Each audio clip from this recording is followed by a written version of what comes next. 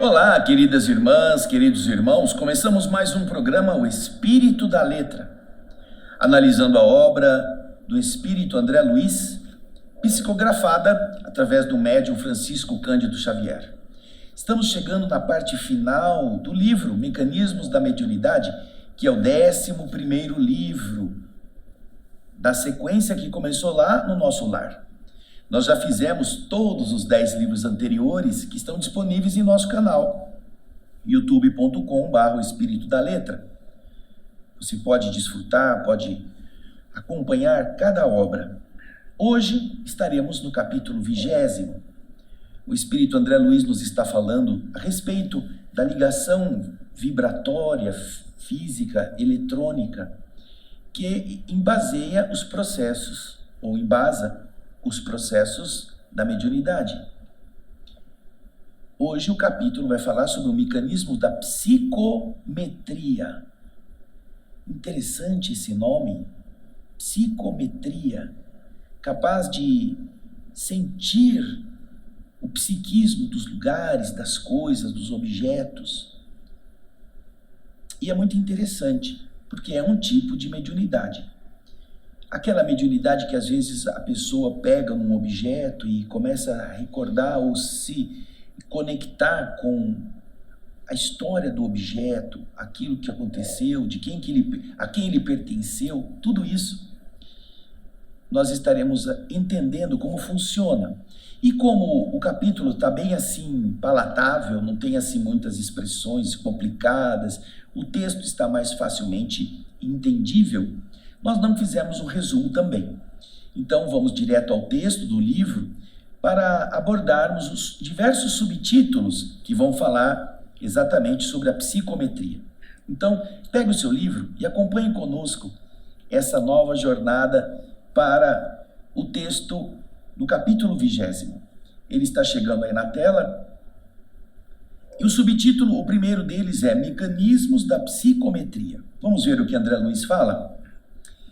André Luiz está dizendo o seguinte: expondo algumas anotações ao redor do tema da psicometria, considerada nos círculos mediúnicos como faculdade de perceber o lado oculto do ambiente e de ler impressões e lembranças ao contato de objetos e documentos nos domínios da sensação à distância, não é demais traçar sintéticas observações acerca do pensamento, que varia de criatura para criatura, tanto quanto a expressão física, a aparência também varia e as marcas digitais também variam.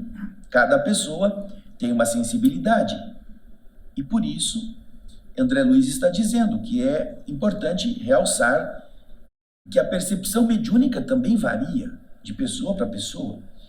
Como as pessoas, mesmo os gêmeos, têm pequenas diferenças, e mesmo sendo gêmeos, as impressões digitais são distintas, o processo mediúnico também varia.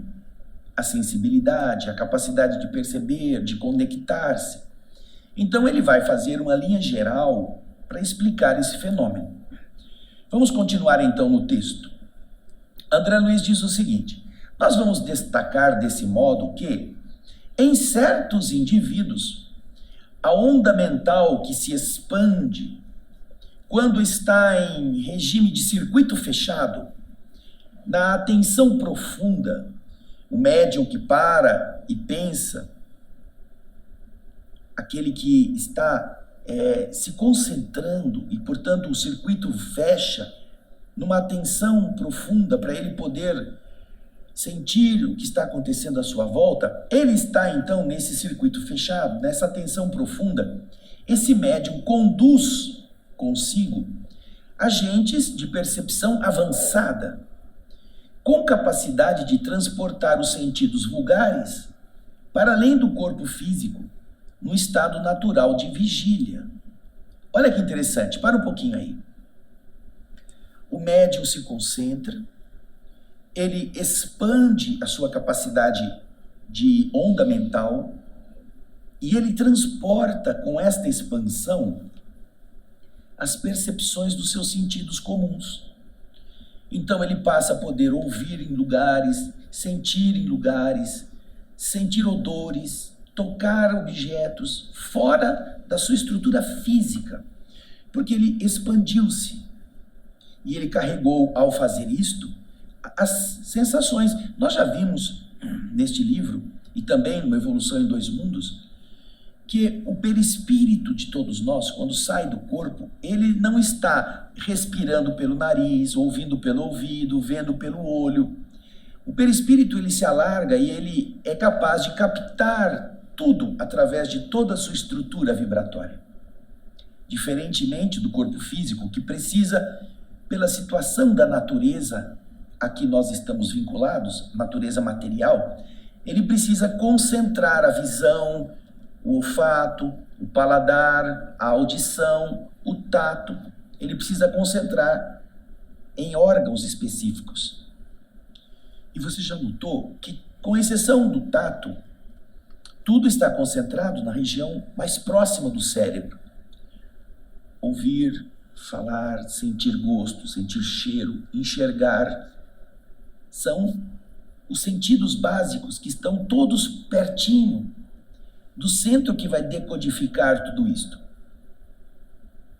André Luiz, então, nos está explicando que, do mesmo modo que quando a gente está acordado, a gente sente as coisas, os médiuns, dependendo da sua capacidade de expansão, podem sair, expandir-se e chegar fora do corpo com a mesma lucidez, com a mesma percepção dos sentidos comuns que durante o corpo estar acordado ele tem.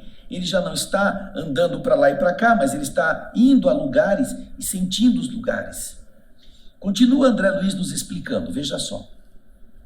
O fluido nervoso ou força psíquica, a deslocar-se dos centros vitais, incorpora-se aos raios de energia mental que ele exterioriza.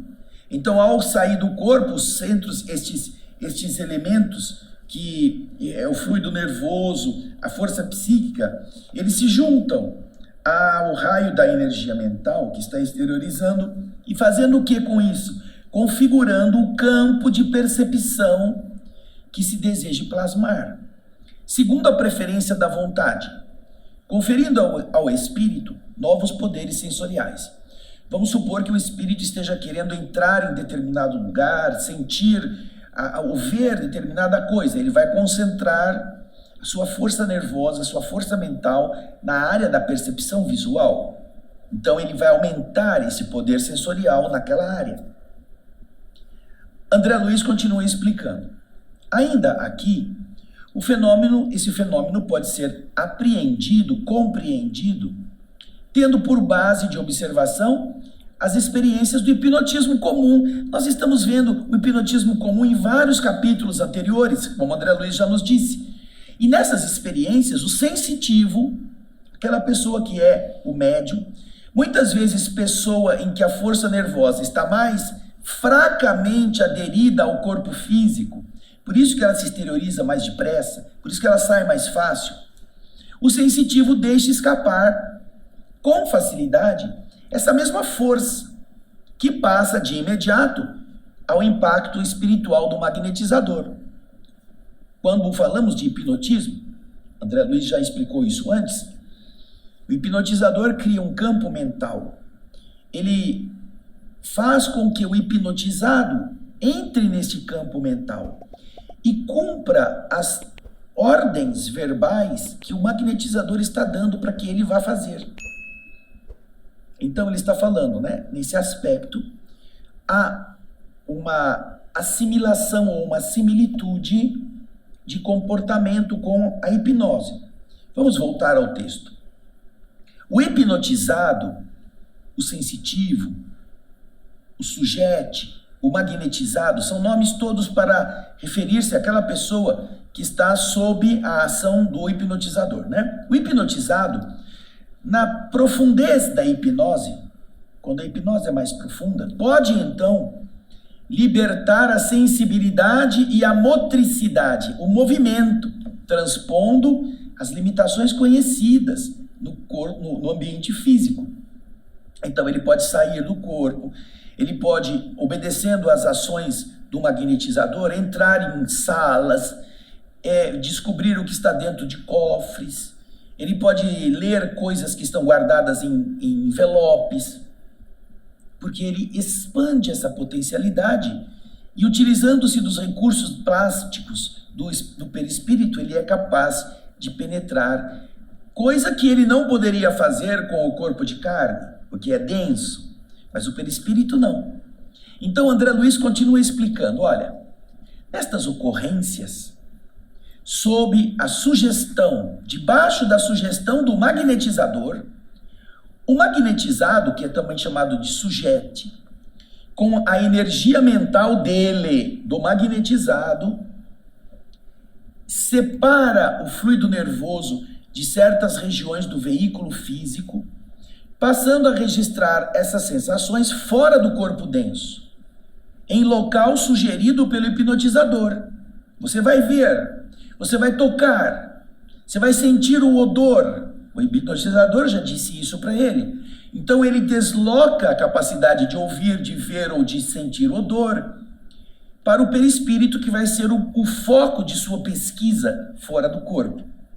Essa é uma primeira possibilidade. Ou então o sujeito impede que a mesma força circule em determinado membro, por exemplo, um dos braços, que a partir daquele momento se faz praticamente insensível, enquanto dure a experiência. O magnetizador pode dizer para o sujeito, você não vai sentir o braço, e a partir de então ele não sente. Você não vai sentir as mãos ou a perna. Nestes casos, experiências já demonstram que o sujeito debaixo deste poder que ele aceita, ele é capaz de receber cortes na pele, agressões físicas, submeter-se a cirurgias sem sentir nada. Porque aquela região do perispírito foi neutralizada através da ação mental. Ele não tem aquilo que todas as pessoas teriam, que é o acesso imediato. Há um bloqueio, porque ele aceitou. Alguns médiums, e aqui não estamos falando mais de hipnotizados, estamos falando de médiums que têm capacidades nesse sentido.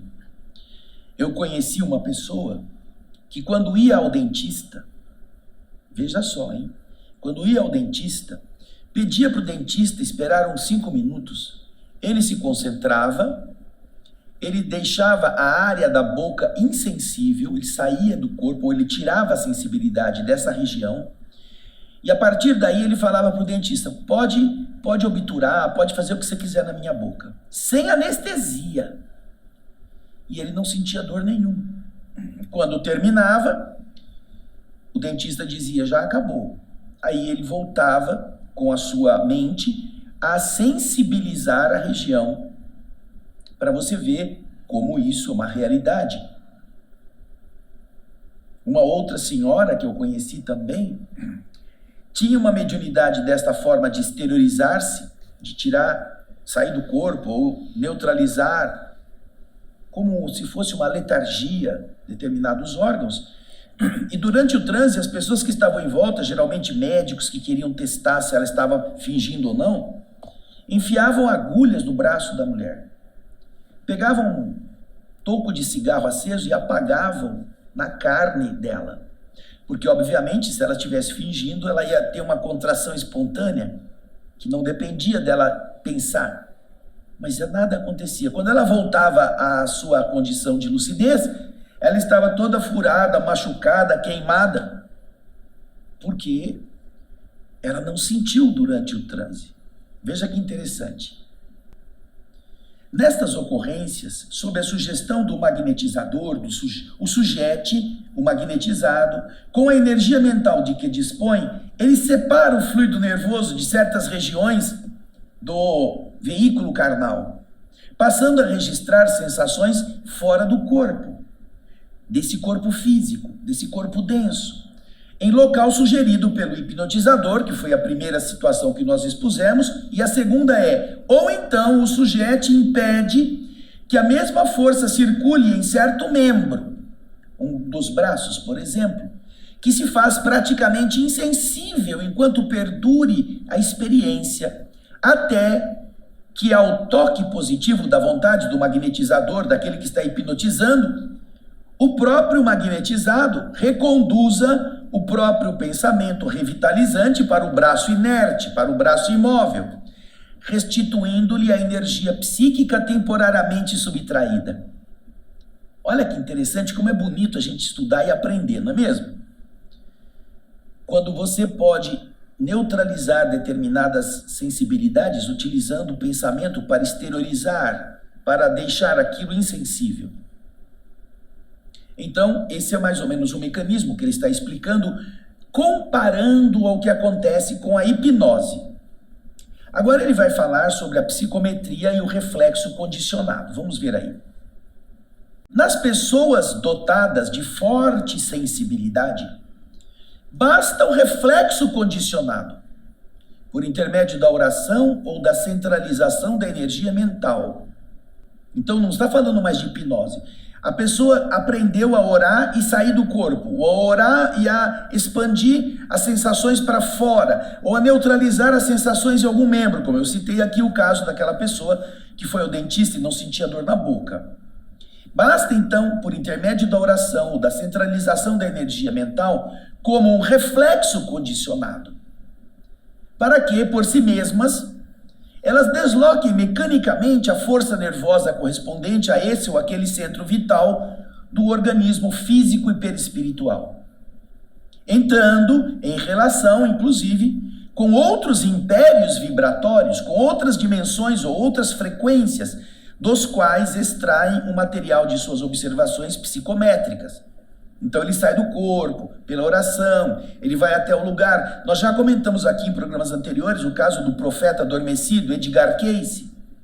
Você vai ver o rosto do Edgar Cayce aí. Edgar Cayce é um profeta, ou assim chamado profeta adormecido, porque ele saía do corpo, ele visitava lugares. Eu já contei a história lá do xarope de fumaça e de outras coisas que ele ajudava a encontrar pessoas perdidas, ou eventos que pudessem ter causado determinada doença. E ele então saía do corpo, entrava em contato com essas outras frequências e recebia informações daquilo que se chama psicometria. Capacidade psíquica de medir, de ter acesso a informações à distância. Diz André Luiz na sequência.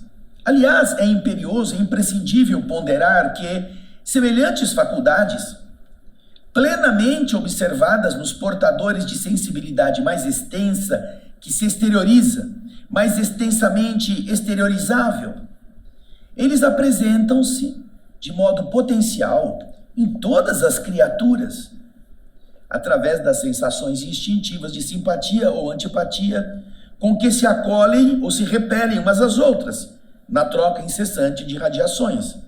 Todas as pessoas têm isso, só que eventualmente não notam. Não está ainda muito aprofundada, não está controlada. A simpatia ou antipatia gratuita, que é justamente a afinidade de vibrações ou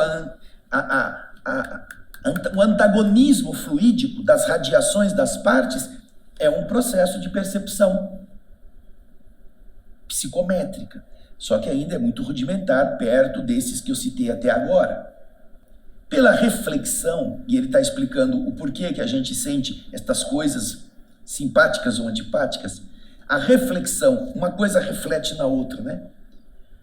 Pela reflexão, cada inteligência pressente, sente antes, diante de outra, se ela está sendo defrontada por alguém favorável ou não, à direção nobre ou deprimente que escolheu para a própria vida. Não precisa nem ouvir a opinião. A percepção da radiação vibratória faz com que você se sinta atraído ou repelido por aquela outra pessoa, que é o que ele chama de reflexão, o reflexo, né? Quando há sintonia e quando não há, não casa a vibração de um com a de outro. E isso já é um processo de psicometria, mesmo que iniciante, mesmo que você não esteja na presença da pessoa. Quando nós sentimos saudade de alguém, nós sentimos a falta dessa vibração. Ou nós nos conectamos mentalmente com essa vibração harmônica e a gente se sente agradado, se sente confortado. Você já notou que quando você está com saudade de alguém, você pega um objeto da pessoa, um presente que ela te deu, uma carta que ela te escreveu, uma roupa que ela usou? Isto são processos de você ter a vibração da pessoa te abastecendo, ao mesmo tempo que faz a sua mente conectar-se com a vibração dela, pela lembrança do objeto. Não é por acaso que a gente gosta de dar presente para quem a gente ama. Não porque ele seja caro, porque muitas vezes as pessoas utilizam o presente como uma forma de compra, como uma forma de captar a gratidão do outro. Não. Nós estamos falando de presentes bobos. Você vai para a escola, você tem um amigo ou tem uma amiga, e esse amigo te dá uma caneta que acabou, que ele escreveu. Fica com a minha caneta. Ou deixa eu ficar com a sua caneta para eu ter de lembrança. Bobeira. Papelzinho de bala. Quantas pessoas não guardam no meio do livro uma florzinha que ganhou de um amigo, de uma amiga, que está lá guardada? E ela faz a conexão com a pessoa quando você sente falta. Ou quando você guarda aqueles cartões que você recebeu de aniversário, de amigos, de pessoas que gostam de você, que te elogiaram. Você guarda, às vezes, em caixas. E se passam anos depois, você tem vontade de ver, para você sentir aquilo que essas pessoas te estavam desejando. É que interessante. Porque isso faz você entrar no campo vibratório e se lembrar das boas coisas. Agora vamos para o subtítulo Função do Psicômetra. Clareando o assunto quanto possível, diz André Luiz, vamos encontrar no médium de psicometria essa individualidade que consegue deslocar de maneira automática a força nervosa de certos núcleos, como, por exemplo, os núcleos da visão ou da audição, transferindo estes núcleos a potencialidades para as próprias oscilações mentais. Aquilo que ele vai pensar, para onde ele vai, esse núcleo acompanha o perispírito. Ao efetuar essa transposição, temos a ideia de que o medianeiro, o médium, possui olhos e ouvidos à distância do corpo físico, acrescendo, somando muitas vezes, a circunstância de que esse sensitivo, esse médium, por sua autodecisão, não apenas separa os agentes psíquicos dos núcleos aludidos, dos núcleos referidos à audição e à visão, mas também ele trabalha o deslocamento, ele promove o desdobramento do corpo espiritual. O corpo deixa o corpo físico e se afasta em um processo rápido, acompanhando o mapa, a direção que se traçou para eles essas ações no espaço e no tempo. E então ele obtém, sem maiores embaraços, o montante de impressões e de informações para os fins que se tenha em vista. Ele sai do corpo, vai no tempo e no espaço, vai ver o que aconteceu. Se foi alguma coisa no passado, vai descobrir por que aquilo ocorreu. Se é no presente, ele vai estar no local, visualizando por que aquele problema está acontecendo. Veja que interessante isto. Ele terá essa limitação. Provavelmente não poderá ir para o futuro assim com muita facilidade, a não ser que ele seja guiado ou que ele seja revelado por entidades que estão com ele. Aí é diferente. Mas isso será mais fácil quando ele está desdobrado. Ele se desdobra e leva com ele o centro de percepção no perispírito, que passa a atuar como se ele estivesse com o corpo físico vendo. Olha que legal. Agora nós vamos para o subtítulo Interdependência do médium. É uma dependência que depende de outros, né? Ou seja, o médium, quando está em trabalho desse tipo e está com outras pessoas juntas, existe uma correlação entre a atividade mediúnica e o pensamento de todas as pessoas que estão em volta. Por isso que se chama interdependência do médium. André Luiz vai explicar isso. Como em qualquer atividade coletiva entre os homens, é importante que nós pensemos que nenhum médium pode agir sozinho no plano complexo da psicometria. Igualmente aí, o médium está como uma peça interdependente no mecanismo da ação. E como é fartamente compreensível, se os espíritos ou os encarnados, companheiros da operação a realizar, se eles não guardam entre si os requisitos, os ascendentes da harmonização necessária, claro está que a onda mental do instrumento mediúnico, somente em casos muito especiais, não será influenciada pelos elementos discordantes, mas em geral, no que mais comumente ocorre, é que ele acaba invalidando-se por causa do entrechoque vibratório, invalidando qualquer possibilidade de êxito nas tentativas empreendidas. Há uma turbulência no ambiente. Você que já fez palestra ou que já esteve em alguma atividade que precisa transmitir alguma coisa, seja numa escola, seja num curso, seja numa conversa, quando você vai contar uma coisa, você já notou que quando as pessoas que estão à sua volta não demonstram atenção, não estão ligadas ao que você está falando, por dois motivos, ou porque você não está sendo claro, ou não está sendo atraente na maneira de falar, ninguém está entendendo, ou porque as pessoas estão desconectadas mesmo do ambiente, estão preocupadas com o celular, preocupadas com o outro, conversam assim paralelamente, não estão prestando atenção. Você já notou como é difícil você continuar falando? Como você perde a conexão com facilidade, porque aquelas vibrações conflitantes não ajudam quem está falando? Então você vai, por exemplo, em casas espíritas, para falarmos do espiritismo, você vai em casas espíritas em que não há harmonia vibratória, porque as pessoas entram na sala de palestra e ficam batendo papo. Não estão conectadas. E você, quando vai estar lá para trabalhar, você sente, ou quando você vai lá para ouvir, porque você está precisando da mensagem, aquilo é um murundum, é um vespeiro de ideias em choque.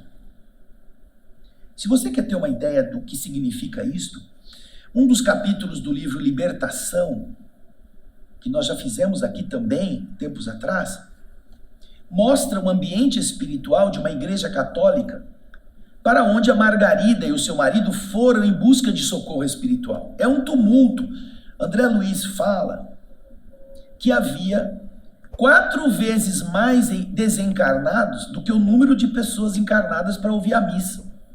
E todos eles de baixo padrão, por causa dos pensamentos negativos das pessoas. Estavam lá bem vestidos, trajadinhos, perfumados, com aparência de recato, e mentalmente estavam numa agitação constante. Então, veja só, se o médium que está na tarefa da psicometria, e não é só na psicometria, porque isso acontece em todo tipo de atividade mediúnica, o sensitivo, ele sente o choque, ele sente o ambiente desarmônico. E não é só de gente que não é espírita, que foi lá por curiosidade, dos próprios espíritas. Às vezes os próprios trabalhadores que estão ali, mas não estão com a mente ali. Estão pensando no seu negócio, estão pensando no seu trabalho, estão pensando nos seus encontros que vão ter depois, nos compromissos de amanhã. Não estão compenetrados daquilo que está acontecendo. Então André Luiz continua explicando, veja só. Nesse campo, as formas pensamento, aquilo que nós já vimos nos programas anteriores, que são criações mentais sólidas, essas formas pensamento adquirem fundamental importância, porque todo objeto que esteja deliberadamente psicometrado já foi alvo de particularizada atenção. Eu gosto dessa caneta. Essa caneta é minha por vários anos. E eu tenho minhas emoções pelas quais eu transmito as ideias, as imagens que eu crio quando escrevo, todas nessa caneta. As formas pensamento que eu estou plasmando vão ficando incorporadas na estrutura vibratória desta caneta. Então, quando essa caneta é levada para alguém que está longe de mim, ele pode pegar essa caneta e começar a saber quem é que usou essa caneta, que ideias essa pessoa tinha, o que essa caneta já escreveu, de onde que essa caneta veio. É que interessante, né? André Luiz continua explicando. Ó. Algumas vezes a pessoa apresenta ao psicômetra um pertence dos seus antepassados.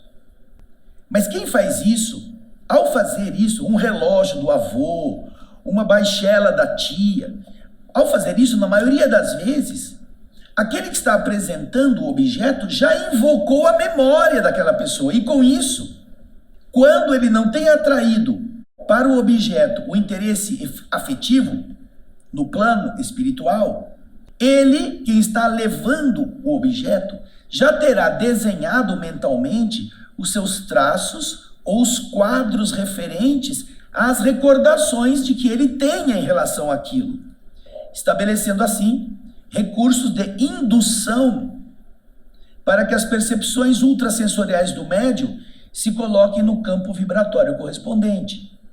A pessoa levou um relógio, aquele patacão assim, ficava no bolso com uma corrente, fala, isso aqui é do meu avô, ele morava na fazenda, ele usava sempre com aquelas roupas. Tudo isso, ele não está falando, mas ele está lembrando da figura do avô.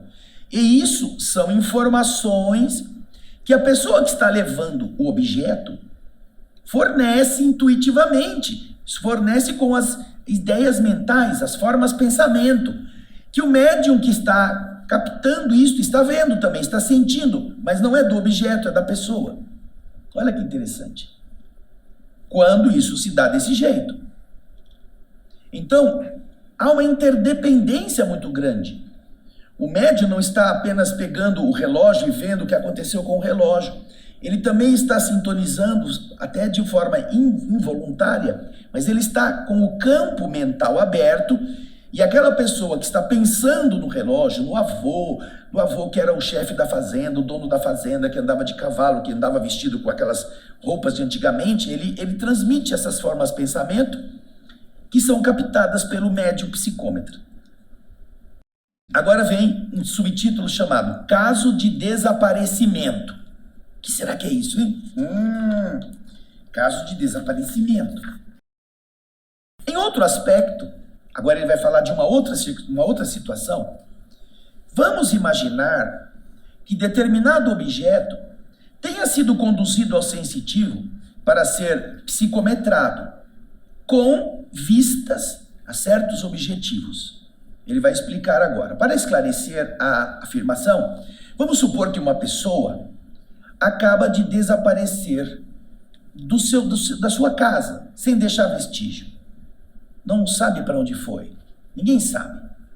Buscas minuciosas são realizadas sem resultado. Alguém então se lembra de pegar algum dos seus pertences de uso pessoal, um lenço, por exemplo. A recordação é submetida a exame de um médium. Esse lenço é levado ao médium, que mora a longa distância, sem que ninguém lhe diga o que está acontecendo. Levam o lenço. E ninguém diz que é de uma pessoa que sumiu, que está sendo procurada. Então o médium recolhe-se, se concentra, e a breve tempo, voltando da profunda introspecção a que ele se entregou, descreve com minúcias a fisionomia e o caráter do dono daquele lenço. Refere-se ao desaparecimento dele. Explica sobre pequeninos incidentes em torno daquele caso em questão. Esclarece que o dono desencarnou de repente e informa o local em que o cadáver se encontra. Olha só isso, hein? E então, depois de ter obtido tudo isso, os parentes vão lá e verificam que tudo isso é verdade. Verifica-se a exatidão de todas as notas. E neste caso, as pessoas vão dizer assim: nossa, esse psicômetro é bom, hein?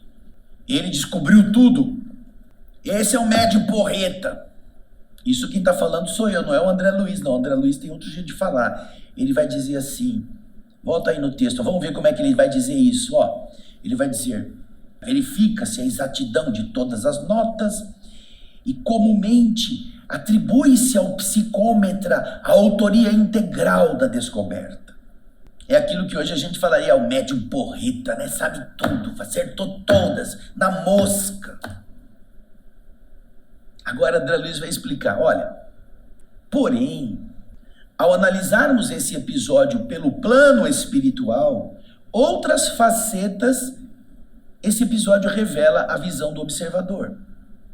Estando ele, este homem do lenço, o dono do lenço, desencarnado, espíritos que tinham afeição por ele, na esfera já do plano espiritual, se interessam em ajudá-lo. Auxílio esse que se estende naturalmente aos seus membros da família, aos membros da equipe doméstica. Pensamentos agoniados daqueles que ficaram e pensamentos ansiosos dos que estão desencarnados se entrecruzam na procura movimentada. Os espíritos também estão ajudando os familiares a achar o desaparecido.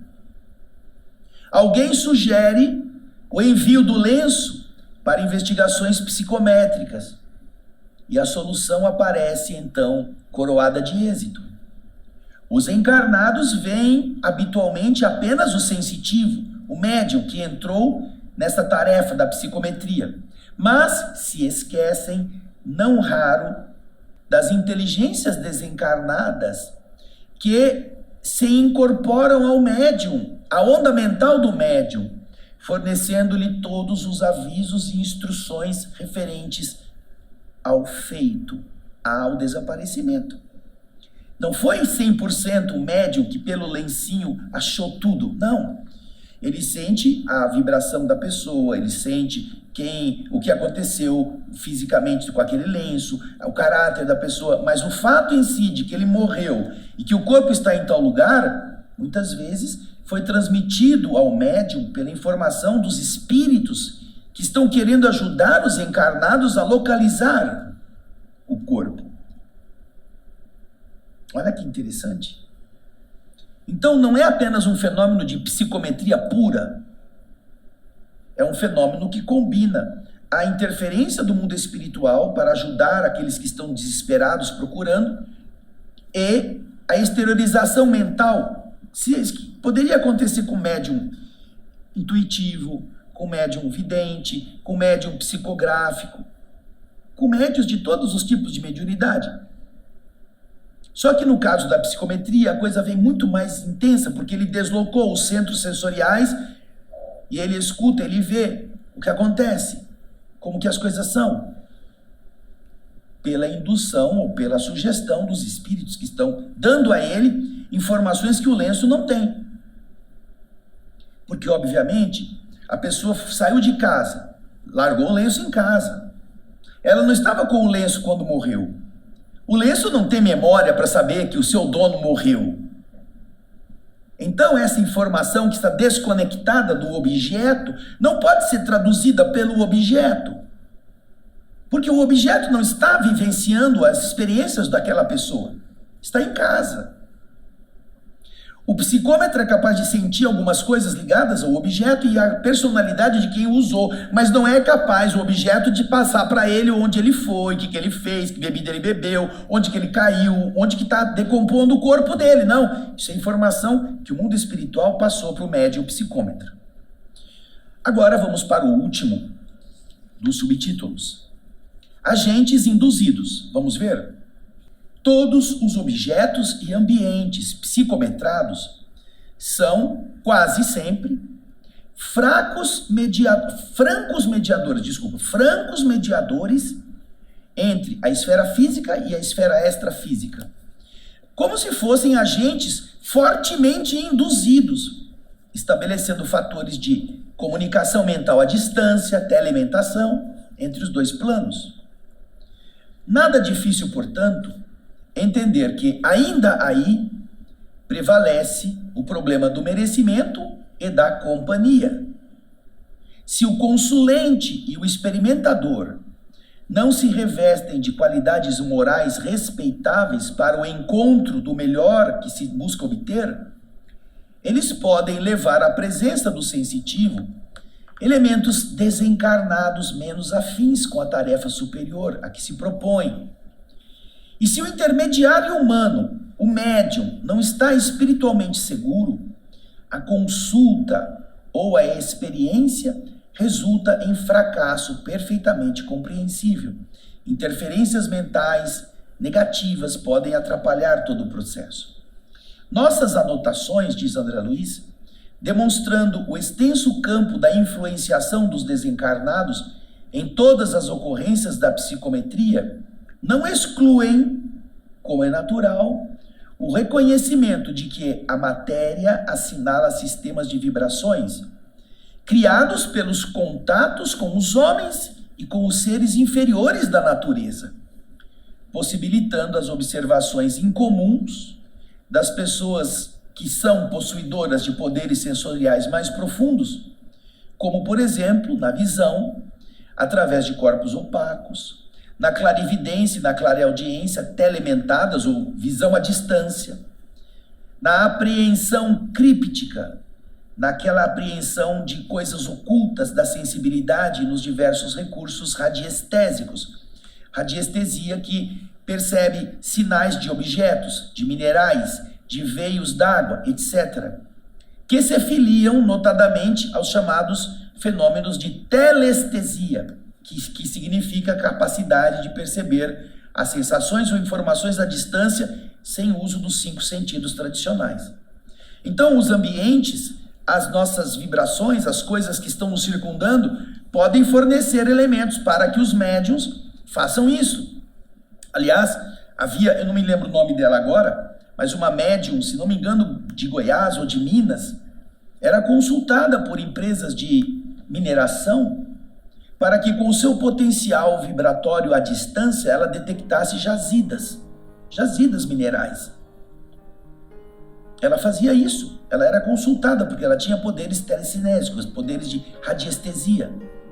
Outros vão ao campo, identificam onde estão correntes de água subterrânea para fazerem poços. Alguns usam aqueles elementos de forquilha de goiabeira ou de outras árvores para fazer essa conexão. Mas alguns fazem isso sem precisar disso por causa desse potencial de sentir a emissão da radiação dos elementos. Tudo isso também é verdade. Isso acontece usando os poderes da radiestesia ou da ação psicométrica. Legal, né? Puxa vida, quanta coisa. Nós vamos então deixar para a próxima semana o fenômeno do desdobramento, a saída do corpo. Você já vai lendo o capítulo 21, que espera por você no nosso próximo programa. Obrigado pela sua audiência, eu tenho certeza que você está achando coisas muito interessantes em tudo que nós estamos contando por aquilo que André Luiz nos está falando, não é? Espero você no nosso próximo Espírito da Letra. Até lá e muita paz.